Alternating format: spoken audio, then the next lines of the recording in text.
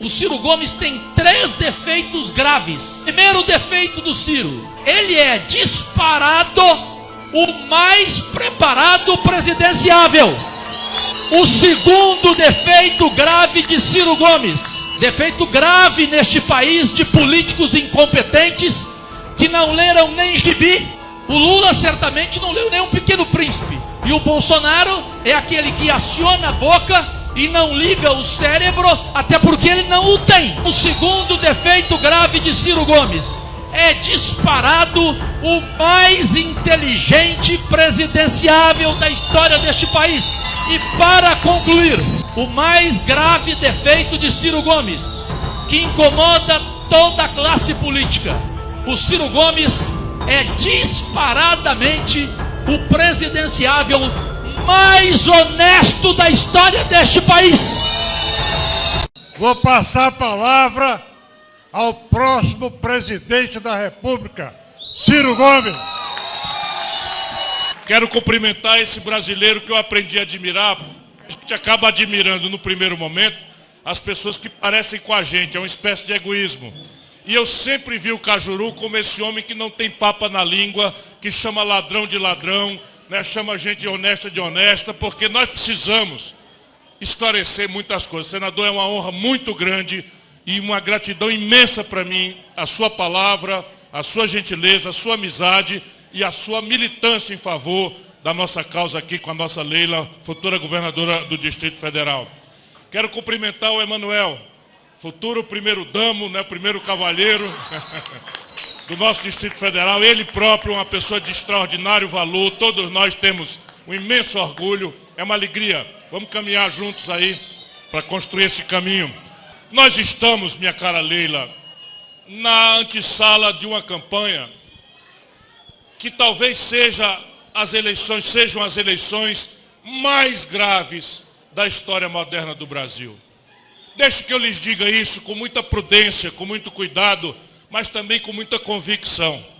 Nós não podemos considerar as próximas eleições de 2 de outubro como mais uma eleição no calendário de uma democracia imperfeita, que inclusive está sob ameaça mais uma vez. Não. Por quê?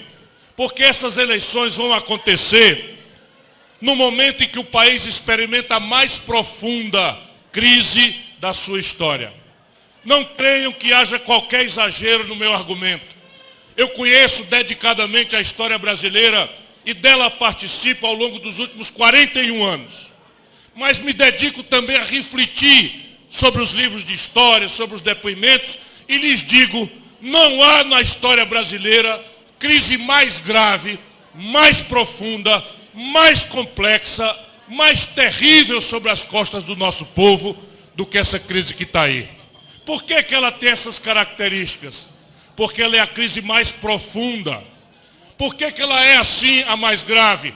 Porque é a crise mais complexa. Ela tem muitos ângulos, muitas caras, muitos modos de explodir sobre a sociedade brasileira. Deixe que eu lhes diga, pela primeira vez em 120 anos, o nosso país faz 11 que não cresce quase nada. Nasceram nesse período 27 milhões de brasileiros. E é fácil de entender.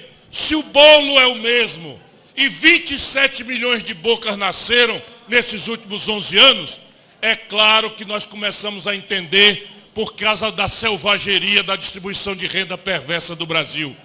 Nesse momento, 5 pessoas, Emanuel, 5 brasileiros têm a fortuna dos 100 milhões de brasileiros mais pobres e de classe média.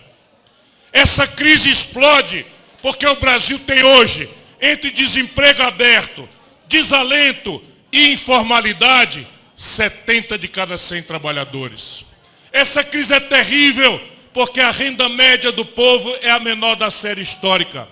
Essa crise é explosiva porque o salário mínimo hoje tem o pior poder de compra dos últimos 20 anos e só ganha do salário mínimo da Venezuela. Irmãos, irmãs, essa crise, pela renitência dela, não pode ser atribuída ao Chico, a Maria ou ao Manuel, como a vileza, a vilania da política brasileira hoje querem fazer. Excita o povo com ódio e paixão para votar no Bolsonaro, para protestar contra a corrupção e a crise econômica produzida pelo Lula e pelo PT.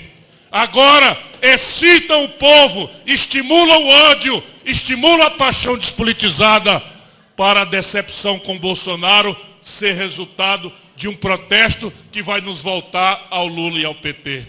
Ora, a ciência, dizia Albert Einstein, o maior cientista da Idade Moderna, a ciência de entender a insanidade é você repetir as mesmas coisas e esperar resultado diferente. 11 anos é 3 de Bolsonaro, mais 8 de Lula-PT. E não é Lula ou Bolsonaro, o problema é o modelo econômico, porque enquanto se fecha o comércio, se destrói indústrias, se destrói a renda do povo, se desfinancia a saúde, que está com o menor investimento dos últimos 10 anos, se desfinancia a educação, que está com o menor investimento dos últimos 15 anos. Tem uma meia dúzia de brasileiros nadando de braçada no luxo e no privilégio.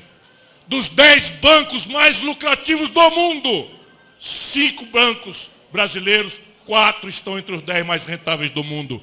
Não tem nenhum banco chinês, nenhum banco alemão, nenhum banco italiano, nenhum banco inglês. 4 bancos dos 10 mais lucrativos do mundo são bancos de uma economia depauperada, subdesenvolvida e atrasada como a brasileira. Esse é o ponto. Por isso, nós do PDT vamos ter sempre um caminho mais difícil. Nós estamos sobre os ombros de brasileiros gigantes. Getúlio Vargas teve que se matar para defender o Brasil. Nós estamos nos ombros de João Goulart, que foi ao exílio e morreu lá para defender o Brasil. Nós estamos sobre os ombros de Leonel Brizola, para ficar em apenas 4 nomes que se sacrificaram no limite extremo. Eu sei bastante bem o tamanho do desafio, mas eu estou muito seguro de que é perfeitamente possível fazer história nesse país. O Brasil tem a maior fronteira por agricultar do mundo. O Brasil tem 1 de cada 6 litros de água doce do mundo. O Brasil tem uma das maiores províncias minerais do mundo. O Brasil tem petróleo, a gente besta como nós não contar. O Brasil, se plantando uma planta para fazer papel e celulose, fica pronta para cortar em 7 anos, enquanto no mundo espera 60, 70 anos. O Brasil tem tudo. O que está fracassando no Brasil é a política. Falta projeto. Aqueles que um dia tiveram a confiança do povo, falando na miséria, na pobreza, nos valores da esquerda, da igualdade, venderam-nos miseravelmente. E por isso o Brasil precisa se refundar. E é muito simples, não duvidem, é muito simples tecnicamente. Nós vamos, é só esperar um pouco, está chegando o dia. Nós vamos ao encontro das 66 milhões e 600 mil famílias que estão humilhadas no SPC. Espera um pouquinho, o governo vai chegar e vai limpar o nome de cada um e de cada uma dos humilhados do sistema financeiro. Espera um pouco. Espera um pouco. São 6 milhões as empresas que estão no Serasa, na antessala de quebrar. 3 empregos uma pela outra, e nós estamos falando de 18 milhões de empregos ameaçados. Eu vou criar um fundo soberano para refinanciar todo o passivo estrangulado das empresas brasileiras, porque eu sei que o empresariado, especialmente o pequeno e médio, não virou caloteiro do dia para a noite. Eles são, assim, vítima, de novo, do mesmo modelo econômico que impõe a maior taxa de juros do mundo a quem produz e trabalha nesse país. Vamos falar em educação de uma forma audaciosa e definitiva. O Brasil, no nosso projeto, vai buscar um dos 10 melhores lugares da educação do mundo em 15 anos. Me perguntem como fazer. Me perguntem como fazer, que eu não quero lhes cansar. Mas hoje a educação do Ceará, um dos estados mais pobres do Brasil, já é a melhor do Brasil. Se o Ceará, pobre como é, pôde fazer, quanto mais essa nação extraordinária que é o Brasil. Voltar a industrializar o Brasil, nos livrar da dependência da tecnologia, da inteligência científica do mundo estrangeiro, é só uma questão de execução. Me perguntem de onde vem o dinheiro e eu concluo. O Brasil só repetindo as melhores práticas internacionais. Não precisa inventar roda.